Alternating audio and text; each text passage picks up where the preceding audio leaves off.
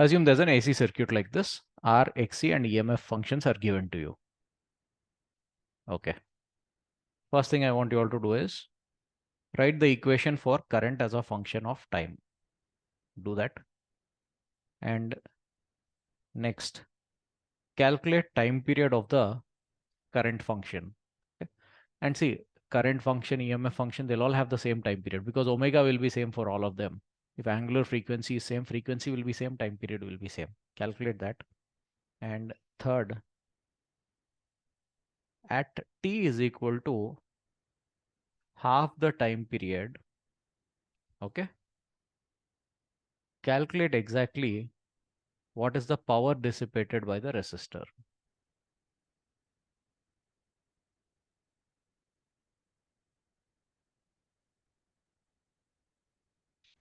Okay, try this both of you. I'll give you 2 minutes.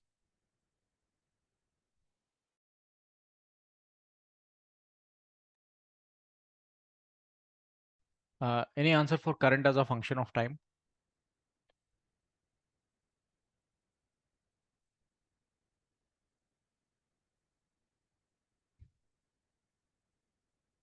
Rishi, how are you trying to derive the expression for current? Sure, first find E naught and then after that, E naught is right here. not I naught, sir. I naught, I meant I naught, not I E naught. naught. Okay, how do you get I naught? Mm, Tell me the general equation for current in an AC so circuit. basically, I is equal to Ah, E by R, sir. no. See, I is E by R if the E is applied only to a resistor. Okay, here there is a resistor and a capacitor in series. You have to treat it as an LCR series circuit. Okay. Isha, can you tell the general expression for current?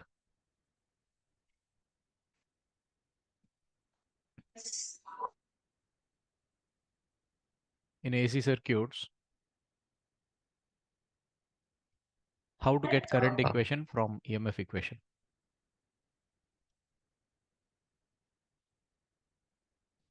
Or Rishi, if you have the idea, at least now you can tell. So normally, like when there's only a resistor, E by R, and then you If there's only find, a resistor, yes. What if there are other elements as well? What's the general approach? sir, so I is equal to E naught by Z, E naught by Z. and then the normal sign 100 pi t plus 5 pi naught. Okay. Plus phi naught. Yeah. So the unknowns here are Z and phi naught. This is how you generally find out current in an AC circuit if you know the EMF function. Rishi, now tell me what's the formula for Z? Sir, Z is XC minus XL whole square plus R square. Okay. Root. Yeah. Here there's no inductor, so you'll substitute XL as 0.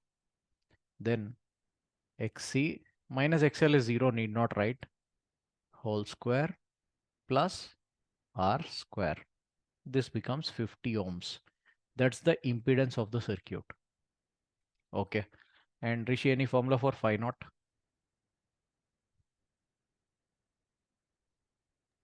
Sir, phi naught is R by 4. That's cos phi naught. Okay, yeah. You can tell cos phi naught also, nothing wrong in that. R by Z. Okay, no problem. So cos phi naught, R is 30 here. Z we just calculated is 50. So that's 3 by 5. Cos of what angle is 3 by 5? 53. Correct. 53 degrees. So that's the phase constant now. You can write it as cos inverse 3 by 5 also. No problem. Fine. So done. Once you calculate Z value and phase constant phi naught, it's like the current equation has been derived. Let's substitute all that. You get I is equal to, like at that particular moment, not particular moment, this is the function, no? So you get current as E naught by Z, 200 divided by Z is 50. 200 by 50 is 4 sine.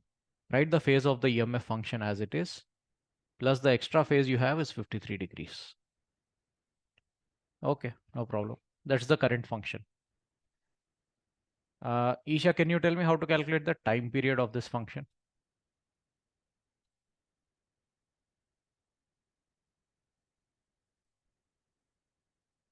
Or Rishi, if you can.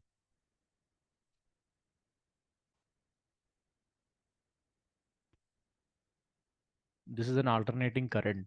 Okay, it keeps going up and down. What is the time period of this function? The time period is 2 pi by omega. Correct, 2 pi by omega. And how much is omega here? Sir? How much is omega here? Omega here is 100. 100 pi. Okay. Omega here is 100 pi. 2 pi by 100 pi. Time period is 1 by 50 1 by 50 seconds. Okay. 0.02 also you can write. Isha, is this clear? Yes, sir. Yeah. For the general function sine omega t, basic function sine omega t, the time period will be 2 pi by omega. You use this a lot, no? You must have used this in oscillations, waves, even in wave optics, electromagnetic waves. All those chapters will be using these. Okay, fine. We got the time period. Next, at time, the time equal to half of time period. Half of time period would be half of 1 by 50, that is 1 by 100 seconds. So at 1 by 100 seconds, you are asked to calculate power dissipated by the resistor. Rishi, what's the formula for power dissipated by a resistor? Sir, I RMS square. I square RMS. See, RMS root mean square is for average power. Okay. The formula that you told is valid for average power, IRMS square into R. But here, understand the question properly. At T is equal to half T naught, means at a particular moment you are asked how much power is dissipated by it. So they are asking you to find out the instantaneous power. Instantaneous power or power dissipated at that moment depends on current passing through it at that moment. Okay. So for power dissipated by the resistor, you should use the formula P is equal to I square R, where I is the current at that instant. That's all. RMS and all will come when you want to average it. Okay. Isha, tell me, if you substitute time as 1 by 100 seconds, how much is the current? See, we got a current equation here. I'm telling this to both of you. We got a current equation here. That's the current in both the resistor as well as the capacitor. That's the current in the circuit as a whole. Okay. So you know current through the resistance, you know current through the capacitor as well. So Isha, you tell me, when time is 1 by 100 seconds, how much is the current? Assume all quantities are in SI units.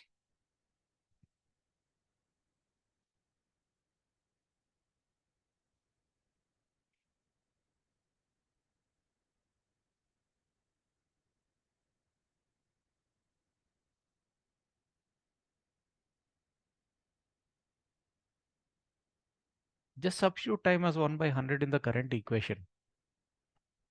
Rishi, can you tell how much it will be? Sir, it'll become 4 sine 100 pi by 100. So it'll become pi t plus 53. Ha, not T. You have substituted T, right? There's no more Oh, T. yes. Ha, you get I is equal to 4 sine 100 pi into 1 by 100. That's T plus 53 degrees. Okay, that's the current at that particular instant. Now 100 cancel. Sine pi is 180 degrees. Can one of you tell me this? Sine 180 degrees plus theta is equal to how much? Sir, is it minus cos? With 180, it doesn't change to cos.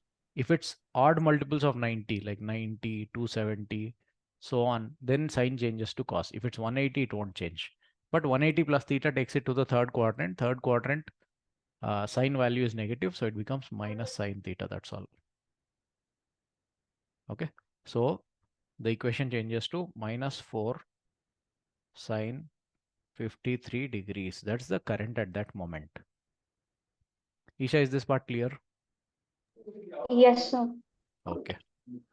And sine 53 degrees is 4 by 5. Minus 4 into 4 by 5 is minus 16 by 5 amperes. That's the instantaneous current at that moment. And if you know the current at that moment, substitute it here, you can calculate the power. Therefore, power dissipated at that particular instant is I square, 16 by 5 whole square. For squaring, you don't have to write the minus sign. Multiplied with the resistance. Resistance in this problem was given 30 ohms. That's all. 16 squares 256 divided by 25 into 30. Simplification, okay, you can do it. Not a big deal. Okay, you'll get some value. Let it be. So what have we calculated here? Power dissipated by the resistor. At that instant, at what rate is it giving out energy is what we found out. Okay. Let me copy the EMF equation.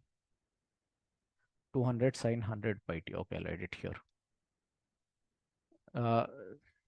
Solve this next part. EMF is 200 sine 100 pi t, and we derived current as 4 sine 100 pi t plus 53 degrees. Okay. Now, if you know the EMF that the source is producing at that particular moment and the current that is flowing through the source, simply by multiplying them, you can find out the power delivered by the source. At what rate is the source supplying energy? You can find out. Okay. Let us do that now. What we found out in the previous question is the power dissipated by the resistor. This is the rate at which energy is dissipated by the resistor. Dissipated means sent out of the circuit.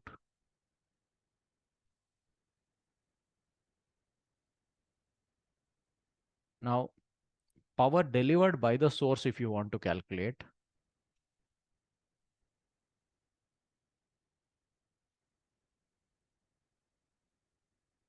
it will be voltage of the source multiplied with the current at that moment. So at the same time, 1 by 100, half of time period. Time period was 1 by 50, half of time period is 1 by 100. No, let's take the same instant. At the same instant, find out power delivered by the source.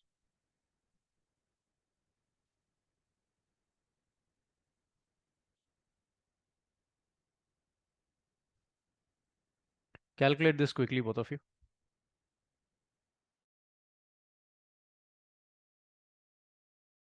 Any answer? Sir, what's the SI unit for EMF? I forgot. I should give you punishment for this. EMF is a So once, voltage. EMF is a potential difference. my bad, man. Okay, anyway, tell me, any answer for power delivered? See, you don't really Sir, have I'm to bother about calculating the once. units. If everything is in SI units, the answer will anyway be in SI units. And the SI unit of power is watts. Okay. Listen, shouldn't take this long. Isha, any answer?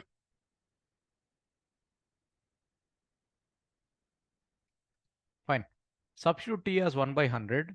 The EMF at that moment becomes 200 sine 100 pi t. Okay, 100 pi into time is 1 by 100. We'll substitute that here. Sir, it's 640 watt. How did you get 640? Sir, so I substituted the thing in the EMF equation, and then from there I got 200 sine pi, and sine 90 plus theta is cos theta, and then cos 180 is minus 1, and then Wait, minus 200. wait. You got sine pi here, and what did you change it to? 200 sine pi, sir. 200 you put aside. What did you do with the sine function? Since it's 180 degrees, I converted it into cos, but like, no, I don't think I was supposed to do that. Sine 180 degrees, you should know actually 0. Okay, the whole EMF function becomes 0. Rishi, you need to work a little bit on trigonometry. Okay, so EMF at that moment is 0, and at that moment, because EMF is 0, it doesn't even matter how much current is, the product EI will anyway be 0. Okay, understand the concept, both of you. Calculation you can do later also. What we found is the power delivered by the source at that moment. So at that moment, the source is not giving any power to the circuit. Means it's not supplying any energy to the circuit at that particular instant. But what we found earlier in the same problem is that the resistor is dissipating power at that instant. This is non-zero. If the source is not supplying power at that moment, where is the resistor getting energy from? Any ideas or thoughts on this? The EMF source is not supplying any energy at that moment, but the resistor is dissipating energy. Where is it getting the energy from?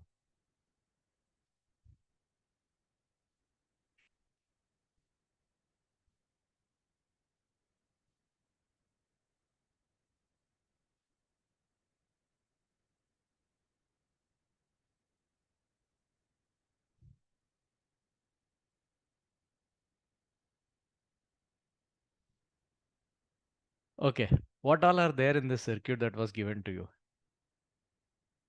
There's a Resistance and capacitance. yeah, resistor, capacitor, and a source of EMF.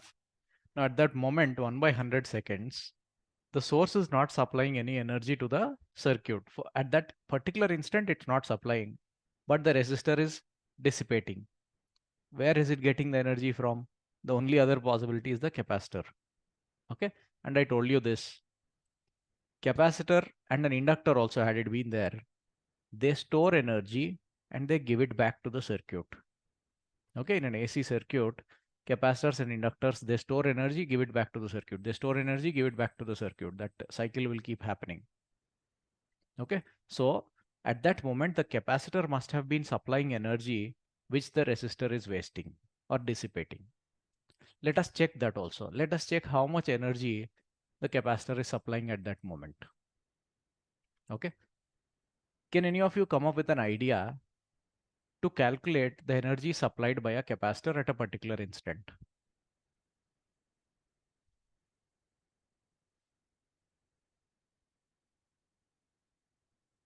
Energy supply. Sir, can you repeat your question? Yeah, I need a way to calculate the rate at which energy is supplied by the capacitor at a particular instant.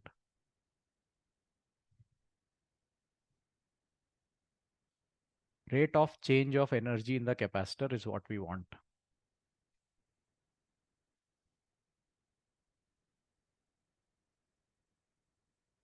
Okay, okay. See, whatever is asked, you have to convert it to mathematical form. Rate of change of energy in a capacitor. Okay, tell me the basic formula for energy stored in a capacitor. CV, sir. CV is charge, Q is equal to CV. Oh my God. Isha, what is the formula for energy stored in a capacitor? Half CV square. Okay, you can use half CV square, but that's in terms of voltage across the capacitor. You can use this equation, Q square by 2C, in terms of charge stored in the capacitor. Okay. Now rate of change of energy is what we want. This is energy in a capacitor. Rate of change of energy is du by dt. So you'll have to differentiate. 1 by 2 is a constant, put it outside. You'll have to differentiate Q square with respect to time. So it becomes 1 by 2C into Q square derivative is 2Q dq by dt. Okay, because we are differentiating with respect to time, it becomes 2Q into dq by dt. The 2's cancel. You finally get Q by C dq by dt. Does this strike anything? What is Q by C in a capacitor? Rishi, you can answer this based on the answer you gave for my last question. Sir, what's the question again? What is Q by C in a capacitor?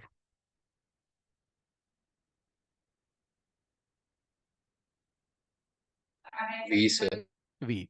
Okay, the voltage across the capacitor at that moment. So this becomes V into dQ by dt is nothing but the current flowing through the capacitor I. Okay, see, this is interesting. Whether it's a capacitor, a resistor, inductor, or the source itself, rate of change of energy, you can always use VI, voltage multiplied with current. But you have to take voltage across the capacitor and multiply it with current to get energy rate of energy change in the capacitor. So let's just check if the rate at which capacitor energy is changing is equal to the rate at which the resistor is dissipating power. Okay, so this is how you calculate the rate at which capacitor is supplying energy. Supplying energy or storing energy also, you can use the same formula. It's just a matter of plus minus. Fine. Let's go back to the circuit. XC value is given 40. We got current equation, this. Now what we have to do, okay, keep the goal in mind. We are checking if the rate at which the resistor is giving out energy is equal to the rate at which the capacitor is losing energy. Because we found in between that the source at that moment is not supplying any energy. But resistor is still dissipating energy, means it must be taking it from the capacitor. So we are mathematically checking if the capacitor is also giving energy at that rate or not. And to check whether capacitor is giving energy at that rate or not, we derived this formula. Voltage across capacitor multiplied with current is what we need to do. Okay. We have the current equation. At any time, we can find out the current. The time we are concerned or we are considering is 1 by 100 seconds. So you can find out current, not an issue. But tell me, one of you tell me, how to get voltage across the capacitor from the current function. XC in the problem is given as 40 ohms. How to write VC?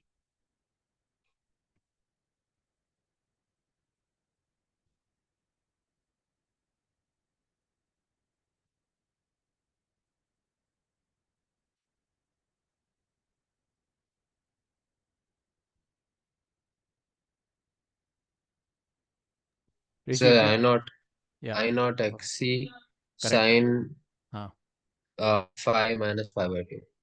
Sine of the phase minus pi by 2. Good, good.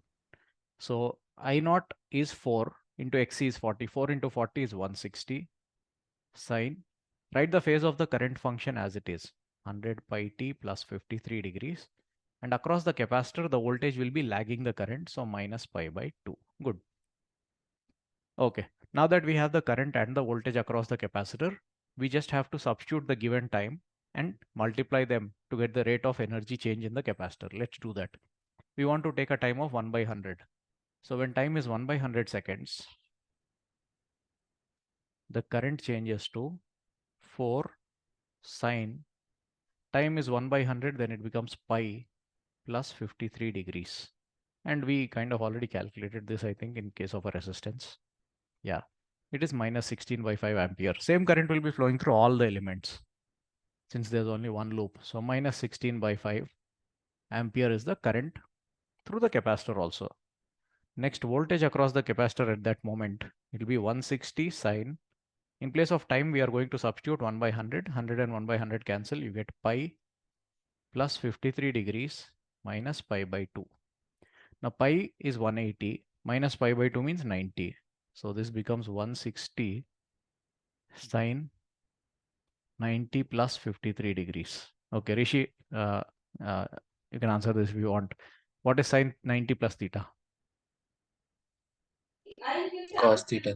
Cos theta, correct. So this becomes 160 cos 53 degrees. So 160 into cos 53 is 3 by 5. Fine. We got I and we got voltage across the capacitor. Let's multiply these two. Therefore, rate of change of energy in the capacitor should be the product of these two, multiply them, 16 by 5 into 160 into 3 by 5. Okay. What was the power dissipated by the resistor? 16 by 5 whole square into 30. And here we are getting 16 by 5 into 160 by 5. I'll write it as 16 by 5 into 10. 160, I'm writing it as 16 into 10, that's all, into 3. So this also becomes 16 by 5 whole square into 30 with a minus sign actually because current was negative. So it all makes sense. Resistor was dissipating power at a rate 16 by 5 whole square into 30. Okay. Capacitor is losing energy at the same rate. And main source of EMF is not supplying any energy. So whatever energy is being lost by the capacitor is being dissipated by the resistor at that instant. Is this problem clear to both of you? Did you understand what we did here? Sir, we found the Yes. rate of change of energy between Yeah, effectively that's Okay, what we sir. worked on. Usually what happens, the source supplies energy. Okay. The alternating EMF source supplies energy. Resistor keeps on dissipating energy. It wastes or gives out to the surroundings. Capacitor sometimes stores energy, sometimes gives the energy back to the circuit itself. It doesn't dissipate. Resistor is the only one which dissipates. Fine. Capacitor inductor can only store and give back to the circuit. So we just checked if that is actually what is happening at a particular moment in this circuit. Isha, did you understand? Yes, sir. Okay. So we took a time of 1 by 100 seconds. At that time, we found out what is the rate at which source is supplying energy. We found that at that instant, 1 by 100 seconds, it's not supplying anything. Okay. We found at what rate the resistor is dissipating energy, and it was found to be dissipating energy at a rate 16 by 5 whole square into 30. Then where is the resistor getting the energy to dissipate? We checked if capacitor is losing energy at that rate, and we found that yes, the rate of change of energy in the capacitor is exactly this much. So whatever energy the capacitor is giving to the circuit, the resistor is dissipating at that moment. Okay, that energy balance should always be there. Okay. These are slightly high level questions. In mains also they may not ask up to this level, but for advanced, all this is definitely needed. Fine.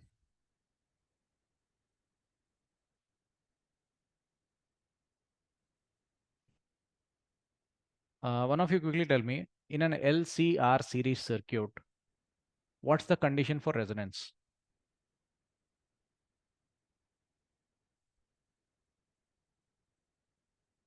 Sir, XC should be equal to XL. Yeah. We say the circuit is in resonance when XC is equal to XL. You equate these two, you get omega is equal to under root, okay, 1 by under root LC. That's the angular frequency at which resonance occurs. And what happens or what condition is called as resonance? The condition at which power dissipated from the circuit will be maximum. Okay. Basically, what happens when XC is equal to XL is Z, which is under root XC minus XL whole square plus R square becomes, see, X is equal to XL, this term becomes 0. Z becomes equal to R. That's the least possible value of Z that an LCR series circuit can have. If XC is not equal to XL, no, that means if frequency is anything more than this or less than this, then this term will become non-zero. And if this term is non-zero, impedance will be more than the value of R. Okay, so at this particular angular frequency, impedance Z becomes equal to R. That's the least value of Z. Now, why does Z being least matter? Because we have an equation for current. I is equal to E naught divided by Z sine something. So if Z is minimum, then the peak value of current will be maximum. And if peak value of current is maximum, RMS value of current will be maximum, and the power dissipated by the resistor, IRMS square into R, will be maximum. So if you maintain this frequency, you will have highest rate of energy loss from the circuit.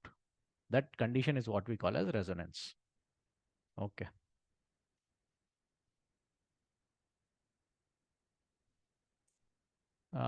Just a moment, try this question.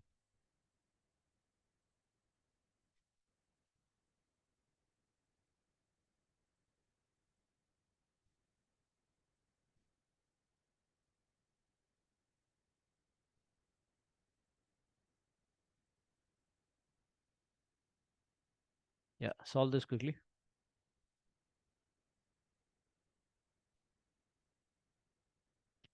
And see, they ask. So can you? Yeah, go on. Can you scroll a bit up once?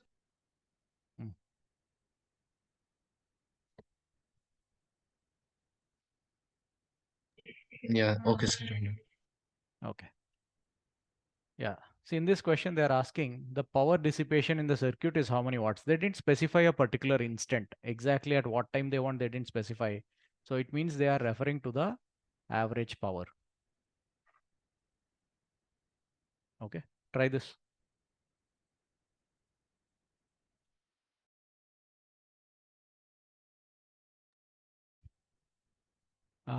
Any idea how to solve this?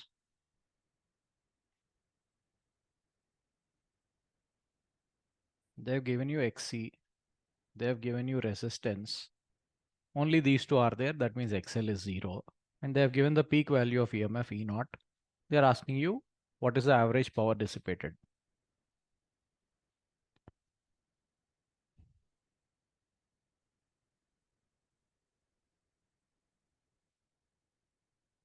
Rishi, any idea? Sir, I think writing the equation like E is equal to E naught sine omega t will help. But Okay, if you want, you can do that. Yeah, so E is equal to E naught.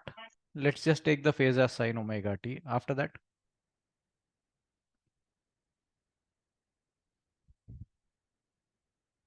okay, fine. You see, you should have the complete sequence of steps in your mind. Only then you can start solving. Sir, Yes. I naught is equals to E naught by XC.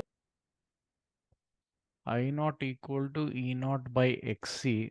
Isha, that is valid only when the EMF is connected directly to the capacitor. Okay. Now this EMF is Once connected can to you the repeat? this EMF is connected to the series combination. Okay. Let me just draw the rough diagram of the circuit.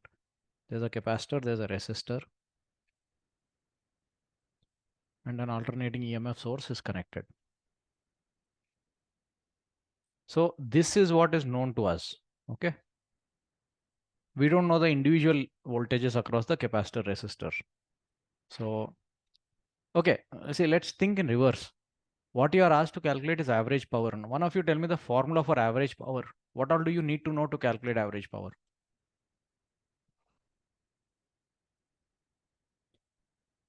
How can this be calculated? sir, Yes. IRMS square, I square RMS. No, it's IRMS squared multiplied with R, sir. multiplied with R. Okay, correct. Resistance is known to us. What you need to calculate is the RMS current. Now go for the next step. How can we find out RMS current in an AC circuit? Tell me the formula for IRMS now. I naught by root. Okay, IRMS is I naught by root 2, correct. How to get I naught now?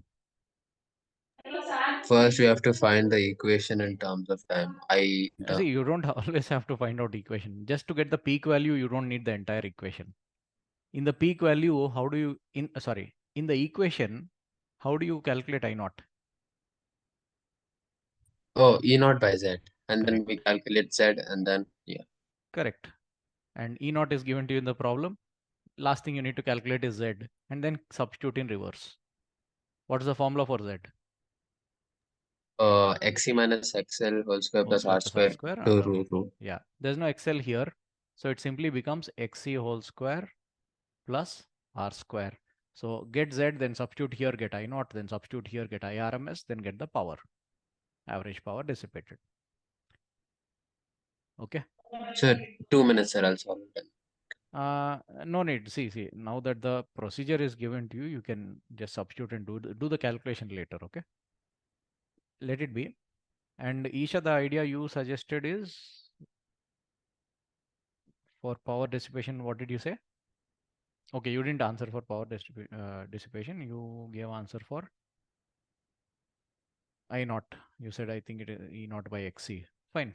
You have to take E naught by Z, not E naught by XC. Yes, sir. Okay. This was like last year's JEE main problem.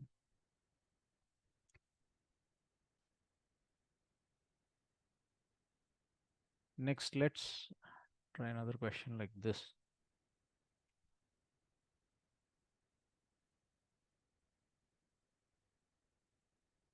Suppose there's a coil. Coil means inductor, okay?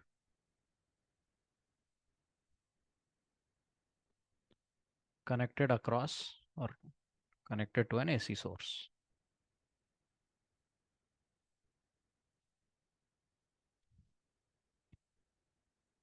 Now, see, any piece of wire has some resistance, okay? So you can be given situations like this also. You can be given a coil which has inductance as well as resistance. Okay, because coil naturally will have resistance. You can't, what can you say? Make a coil which does not have resistance. In problems, they may give you an ideal inductor, zero resistance, that's fine. But in a real situation, inductor itself will have some resistance. That's what I'm trying to tell you. So let's say this coil has XL is equal to some 10 ohms. And it has a resistance of, let's say, 5 ohms.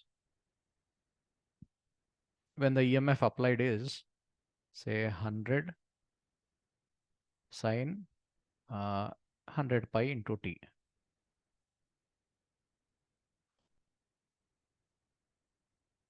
Okay.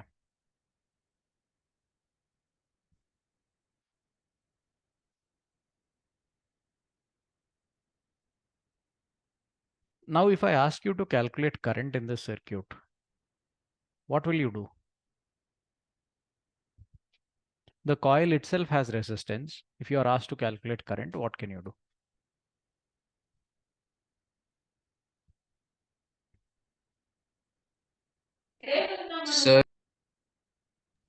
So we can use E naught by Z sine omega t. So you are saying you will use the Z function. See, and for Z you will use that formula and all. So indirectly you are saying we'll treat this as an LCR series circuit, right? Yeah, sir, we can do that. Okay. Yeah, that is correct only. That is how you are supposed to deal with it. See, this coil itself has inductance as well as resistance. So what you can do is you can treat the coil as a combination of an inductor and a resistor separately, side by side.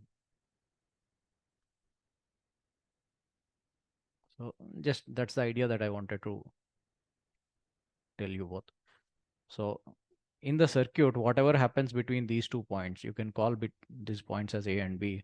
The same will happen between these 2 points as a whole. Okay. So remember, if an inductor itself has some resistance, treat it as an inductor plus a resistor.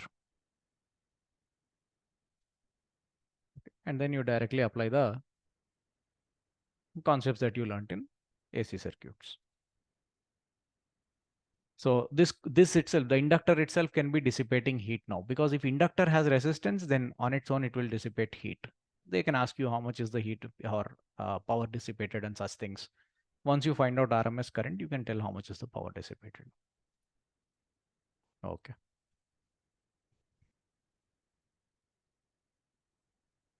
Next, one of you try to recollect and tell me.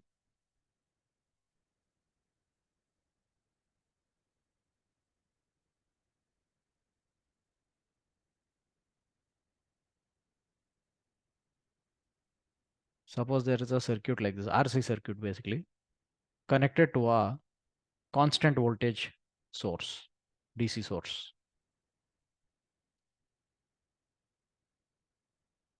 What will happen once we close the switch?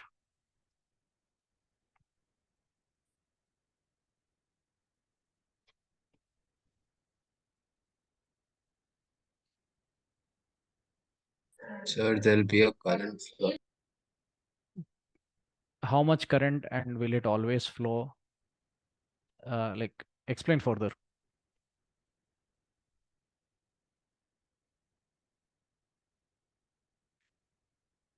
Okay, fine.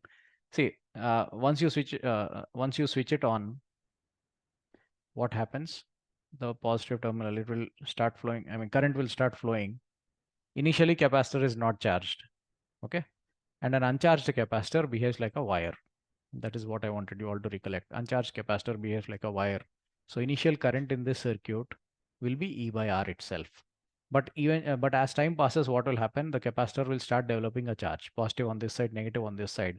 If it's positive on the left and negative on the right, it's effectively like a battery with its positive terminal to the left.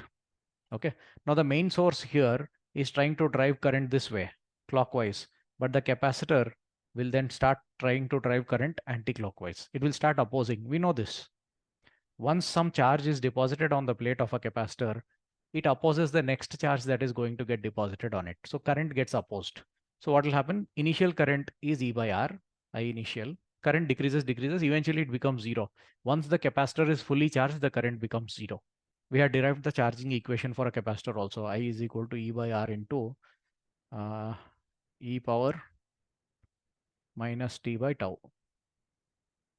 At t equal to 0, e power 0 is 1, current is E by R. As time passes, the current decreases exponentially. Okay. And we solved problems also like this. Initially, that means when you just start passing current through the uncharged capacitor, the capacitor simply behaves like a wire. Once it is fully charged, no more charge gets deposited on it, means no more charge can flow in the wire which consists the capacitor. So it behaves like an open switch. Uncharged capacitor behaves like a wire, fully charged capacitor behaves like an open switch. So we say that capacitor does not allow DC, means direct current. Like if you connect it to a DC source like this, once it gets charged, it stops the current.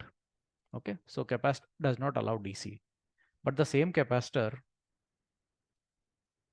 if you connect it to an AC source, we know there will be an alternating current and that current will keep on flowing. Okay, you get I is equal to E naught by XC sine. If E naught is in sine terms, then it will be sine phase of the EMF function plus pi by 2. Current leads. And it will keep on flowing. The current will keep on flowing. It never becomes, I mean, it never stops forever. It can become zero, then it's an alternating current. For some time it's positive, sometime it's negative. For a moment in between, it will be zero also, but it doesn't block the current altogether. Okay, so we say capacitor does not allow DC, but it allows AC current. Inductor, on the other hand, does the reverse. If there's an inductor connected to a DC source,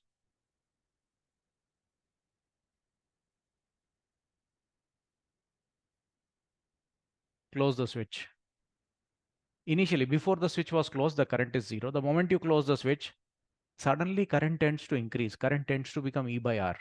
But inductor does not allow the sudden change in current. It opposes, it produces a back EMF. Okay, that induced EMF will oppose the growth of current. So initially, inductor doesn't allow significant current to flow. So initially, it behaves like an open switch. But as current gradually builds up, there will be opposition from the inductor, but slowly the current will increase. We had discussed this also, growth of current in an inductor. Slowly it will increase, and ultimately the current, initial current is zero. The final current becomes E by R, and it stabilizes at that level. Once the current is stable, means not increasing or decreasing anymore, inductor will not have any EMF induced in it, because if current is not varying, magnetic flux won't vary, induced EMF won't be there. So once the current becomes stable, inductor won't have any induced EMF, so it won't oppose the flow of current or support. It won't do anything. It behaves like a wire. So initially inductor behaves like an open switch. Finally, once the current stabilizes, it behaves like a wire, and it will allow all the current E by R to keep flowing forever. Okay. So inductor allows DC to flow through it. Of course, it takes some time to grow the current, but it allows finally. All the current will be allowed. If the current is alternating, then the magnetic field produced in the coil will keep changing. And if the magnetic field is changing, the flux will be changing. That will produce an induced EMF. And what will induced EMF do? It will oppose the change in current. Okay, that way we say inductor does not allow AC.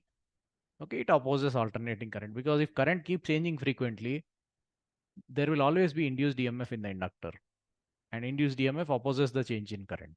Okay, that way we say inductor does not allow alternating current. Okay, let's try this problem now.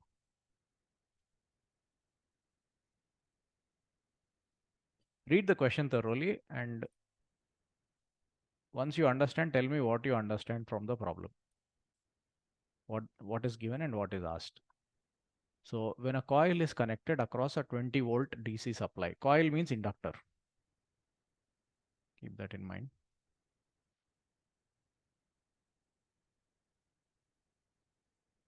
"20-volt DC supply draws a current of 5 ampere. Next, when the same coil is connected across 20-volt 50 Hertz AC supply, then the current is 4 ampere. How much is the self-inductance of the coil?" Think about it.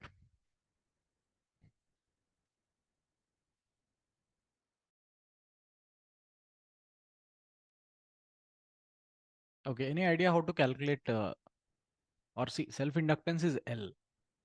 How can we calculate L from the given information?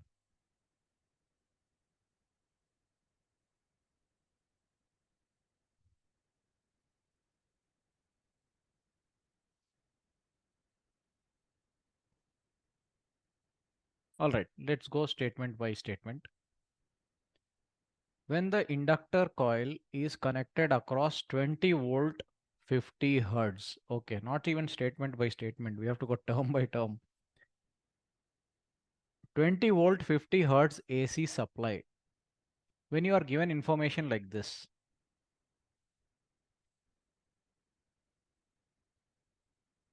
what does this 20 volt stand for?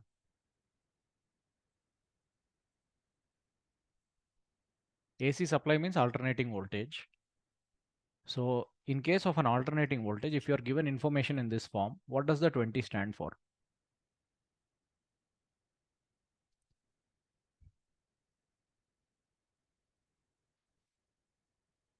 See, it's a voltage they have mentioned. It should either be, like, out of all the things that we discussed, this should either be the peak value or the RMS value or the average over the positive half cycle.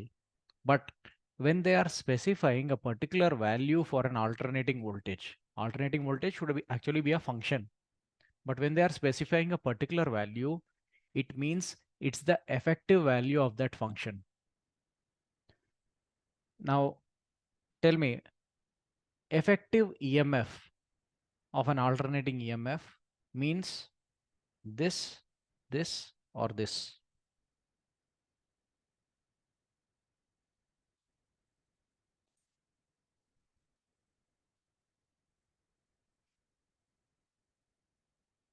Okay. When they specify a constant value for an alternating EMF or an alternating current, it stands for the RMS value of that quantity. Suppose there's a EMF, there's an EMF like this, E is equal to 200 sine something. This is the actual function, and here 200 stands for the peak value. But if they don't want to give you the function, but they want to convey the values, okay, then they will write it like this. They'll say the EMF is equal to, they'll have to specify the RMS value. 200 by root 2 is 100 root 2 and some frequency they'll tell you. If you are told this way, if you are given information in this what do you call manner, this is RMS value. If you are given the function, the coefficient is the peak value. If you are given a constant value, then that is the RMS value. So this 20 should be taken as ERMS and frequency is 50 Hertz. From that we can calculate omega. This is frequency. From that you can get omega. Okay. And from ERMS you can get E naught also if you want. That is known. So when connected across 20 volt 50 Hertz AC supply, it draws a current of 4 ampere. Now when connected to an AC source, the current will be alternating current, but they have given a constant current. Now you tell me, what does this constant current stand for?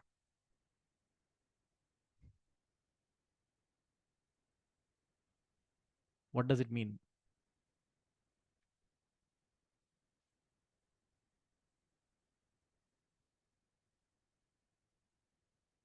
That is it like the initial current which has been supplied before going through the resistor? See, there's nothing like initial current in a circuit. Okay. Once the current starts in a circuit, the same current flows everywhere through the resistor, capacitor, battery, everywhere the same current will be flowing. Okay. It's not like battery supplies some current and then that has to pass through the resistor. It's not like that.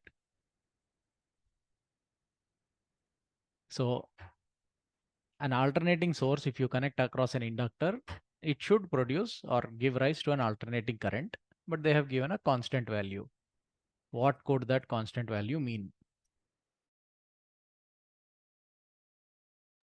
IRMS, sir.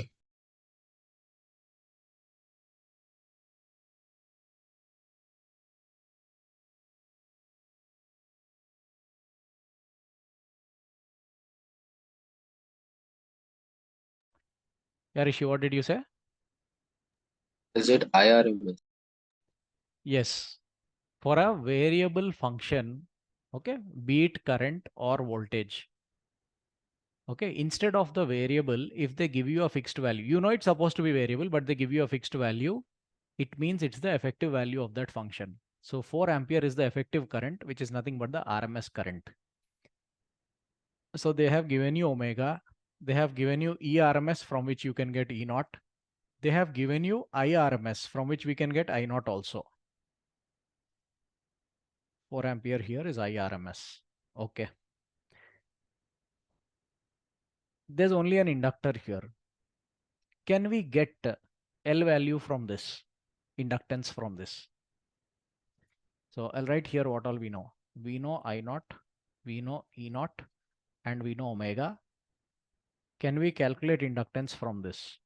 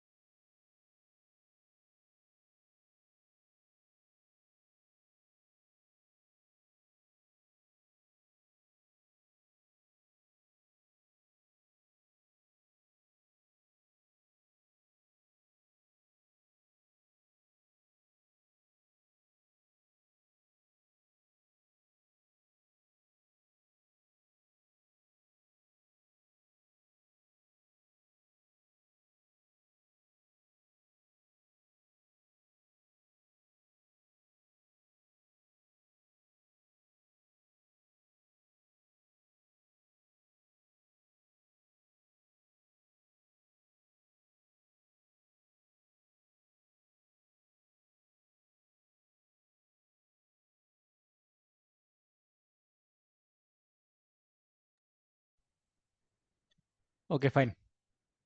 See, think about this. Visualize the circuit. A source of alternating EMF connected across an inductor. L, or let it be XL, not an issue. E naught sine omega t. Tell me, how much is the peak current in this? Like if all these values are given, XL, E naught, omega, and all these are given, how much is the peak current?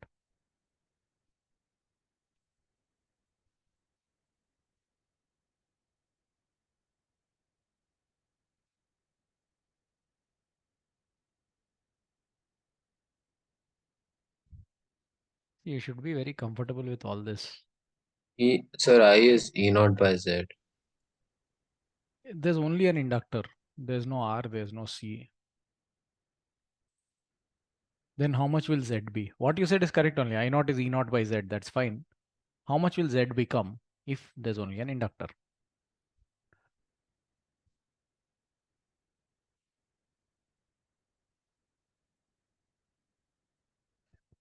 If there's only an inductor, that means Xc and R are zeros. If Xc is 0, R is 0, how much does Z become? Sir, root XL only, sir.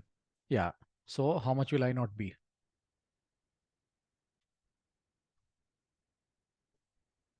E naught by XL. E naught by XL. Correct. I naught is known. Okay, my question was this. If I naught, E naught and omega are known, can you calculate L? I naught is known, E naught is known. What is XL equal to? Not from this formula. Generally, what is XL equal to? What is the formula for inductive reactance?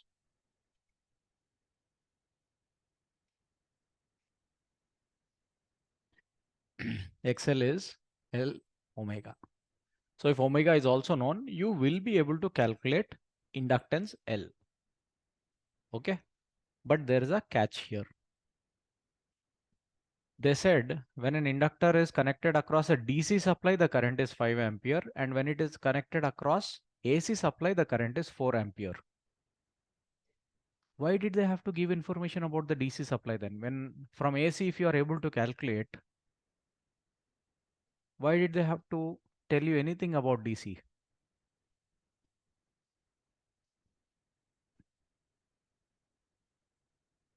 Any ideas? Is it extra information just to confuse you, or does it hold any significance? Okay, you need to be in touch with the topics. When it's connected to an AC supply, alternating current will flow through it. The effective current they have given, that's fine. When it is connected to DC, when inductor is connected to DC,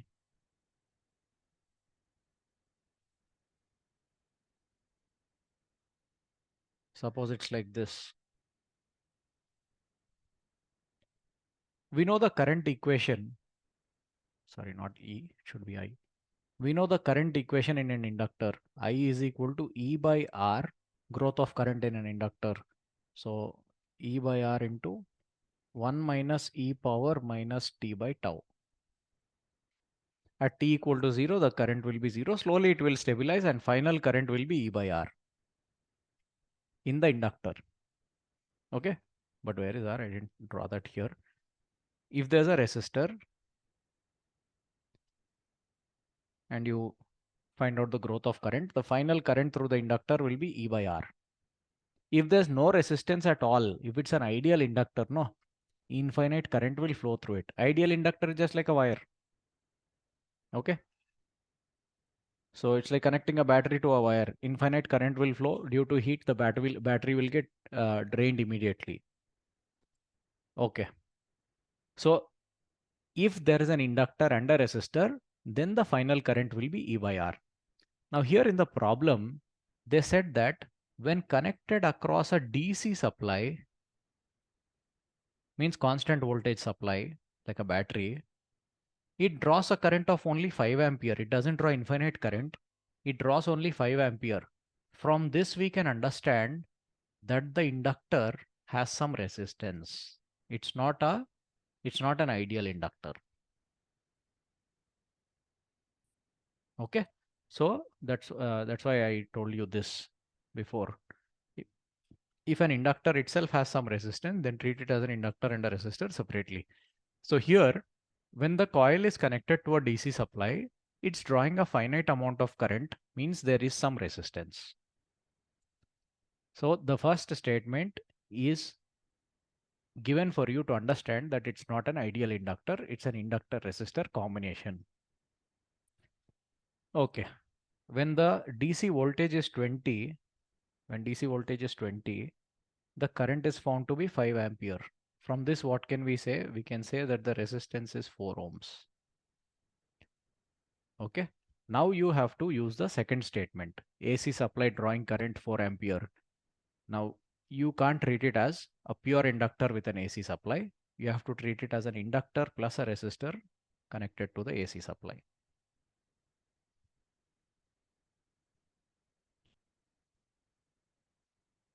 We know the resistance is 4 ohms. Let inductive reactance be XL.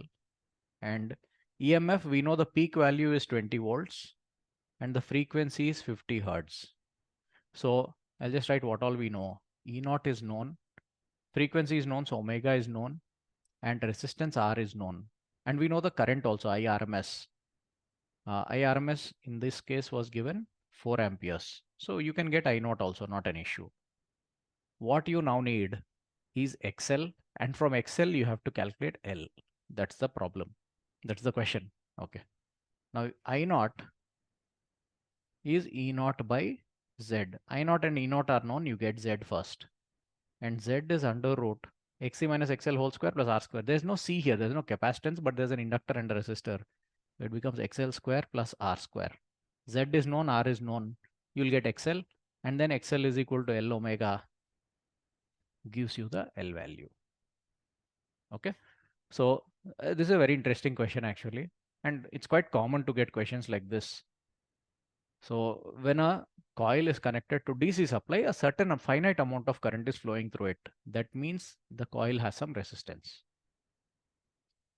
You can find out the resistance from this.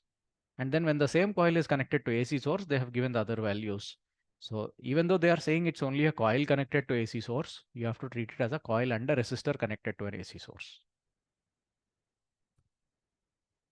Is this clear to both of you?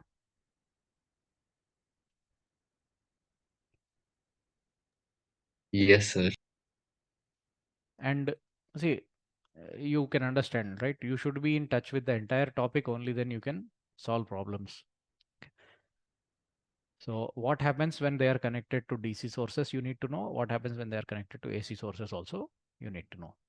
So in current electricity chapter, we had discussed what growth of charging equation for a capacitor. In that itself, we discussed current, and that capacitor initially behaves like a wire, and once it is fully charged, it behaves like a open switch.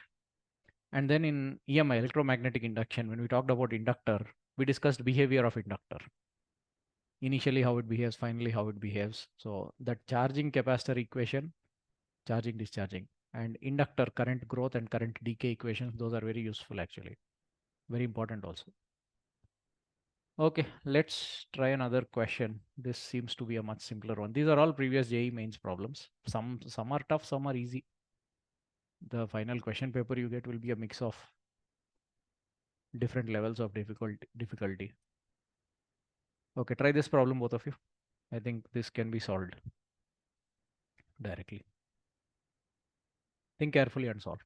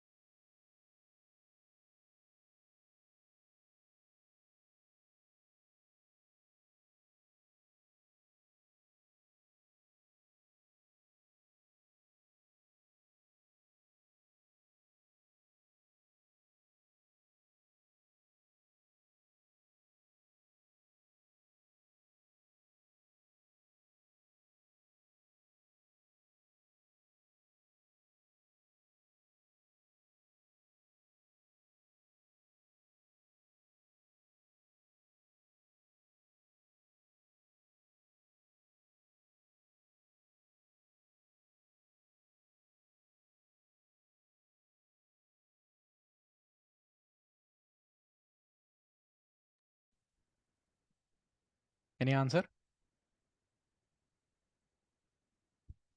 Sir, it's 100 by root 2 A, I think. Where did you get 100 from?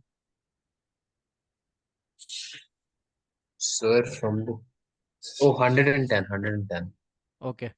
Tell me the steps. Alternating EMF equation is given. See, if an equation is given, Rishi, what does this 100 root 2 stand for? Is it RMS or the peak value? Peak value, sir. Peak value. So E naught is given to you and omega is given to you, and capacitor capacitance. So not XC but C is given to you. How did you calculate RMS current?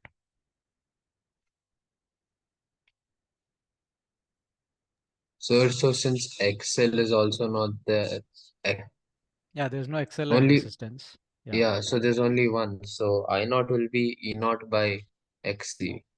Correct. And then, which is 100, and then IRMS is equal to I naught by root 2, right? So I Okay, just did 100. Okay, let's do the RMS directly. I naught by root 2. So that becomes E naught by XC XC root by 2. root 2. E naught is 110 root 2 divided by, Yeah, there's sir. a root 2 here. How did you get XC? Or did you calculate XC? Oh, no, I didn't. One second. You should just tell the formula. Calculation you can do later.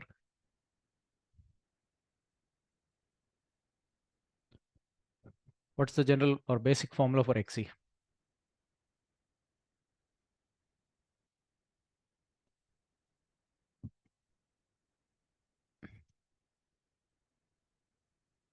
Sir, is it? I'm not sure, sir. You have to stay in touch with all these. Okay, fine. XC is 1 by C omega. Okay. So in this case, it becomes 1 by, capacitance is 2 micro. Micro is a factor of 10 power minus 6. And omega here is 100. So basically 10 power minus 6 into 100 is 10 power minus 4. Send it to the numerator. It is 10 power 4 divided by 2. 10,000 by 2 is 5,000 is the XC value, 5,000 ohms. Substitute it there, okay? Therefore, the RMS current becomes 110 root 2 cancel divided by XC. XC is 5,000, 5 into 10 power 3. 110 by 5 is 22 into 10 power minus 3 amperes. That's why they asked you in milliamperes. So this becomes 22 milliamperes. Is it clear? Yeah, sir. Small mistake. Okay. So today's class was all about problem solving in AC. Tuesday's class also will solve some questions, and there is a small section left about transformer. We'll discuss that also.